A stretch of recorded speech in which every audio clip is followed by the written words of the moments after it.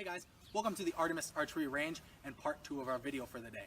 So we're going to talk about how to hold your bow, how to stand, how to draw your bow back and fire, and then we'll get to doing it. So the first thing we're going to talk about is how to hold your bow. Now, when you hold your bow, you want to make sure you're not gripping it too tight and that you don't have any bend in your wrist. If you do either of these two things, what can happen is the string will come in contact with your forearm and give you a nice big old string bite that's pretty painful. So to avoid that, what I do to make sure I'm holding my bow nice and loose is make an L with my hand, and I set that bow right in the crook of that L and wrap my fingers around it. That way I know I'm just holding my bow nice and lightly. As you can see, it kind of just stays in there even without my fingers wrapped, but I just wrap my fingers around it to keep it nice and vertical. So once I'm holding my bow nice and light, I also make sure that the crook of my forefinger and thumb is pointed straight at my target. That way my wrist is straight and I don't bend it and put that string into contact with my arm. Once we know how to hold our bow, we can talk about how to stand. So when you stand to shoot a bow, it's a lot like batting. If you've ever been in baseball or softball, you know what I mean. You can't face a pitcher squared up to him, right? There's just no room to swing. Same with shooting archery. You can't draw your bow all the way back if you're squared up to your target. So what you do is you turn your feet perpendicular and you have them about shoulder width apart. Some people like it a little closer, some people like it a little wider. As you shoot more, you'll kind of find out what's comfortable for you. So my feet are about shoulder width apart, and I keep my shoulder pointed straight at that target. And that helps me also keep my hand or my wrist nice and straight so that string isn't in contact with my forearm. When I go to nock my arrow, I like to cheat. I take my knuckles that are holding my bow and I turn them up towards the sky. That gives me a nice flat area to lay my arrow on and nock it. Now, when I nock it, I want to make sure that I know whether my bow's set up for me to nock above or below my nock locator, or if it has two nock locators, I can nock right in between. But I want to know how my bow's set up before I nock my arrow. I also want to pay attention to that odd colored fletching.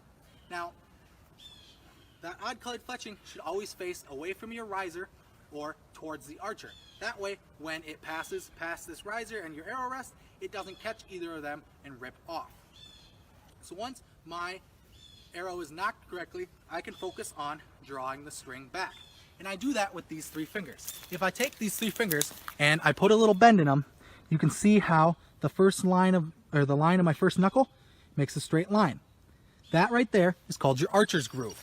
You're going to take your archer's groove and you want to put that just underneath the arrow. You don't want to be touching the arrow, but you want to be pretty close to it.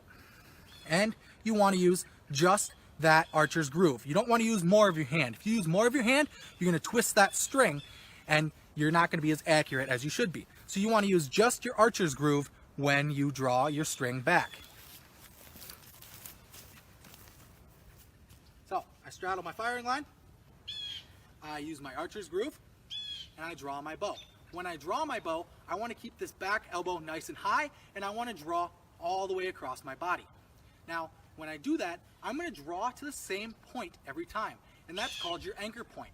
That'll help you be more accurate when you shoot, because you'll be in the same spot every time. If I move this arm around right now, look what's happening to the front of my bow.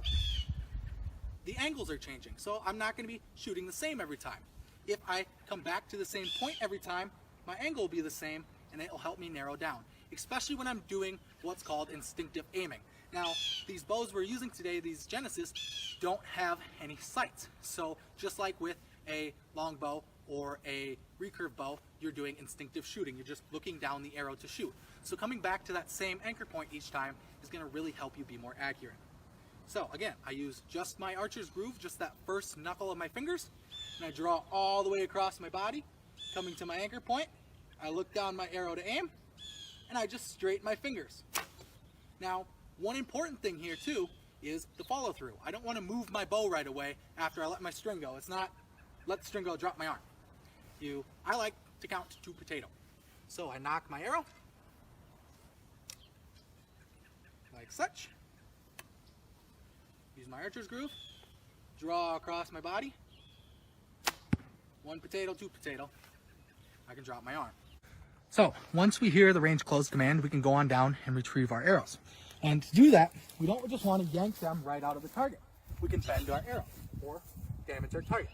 So to do that, or how we properly remove them, is we take one hand and put it as close to the arrow as we can.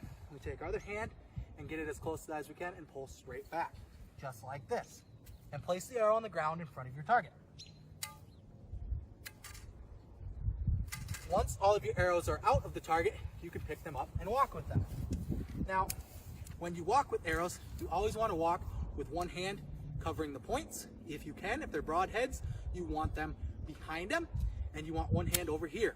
This way, if you accidentally trip, you can just slide the arrows out in front of you. If you still walk with them like this, if you trip, you might accidentally stab yourself.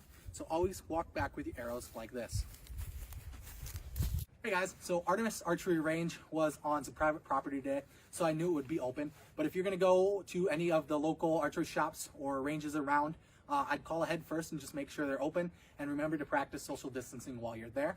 If you're looking for a great outdoor range, GFP has one near Lake Alvin that's got targets at a bunch of different lengths out, so you can, or a bunch of different distances, excuse me, so that you can sight in your bow outdoors. I hope you guys had fun today. Let me know if you have any questions. Thanks.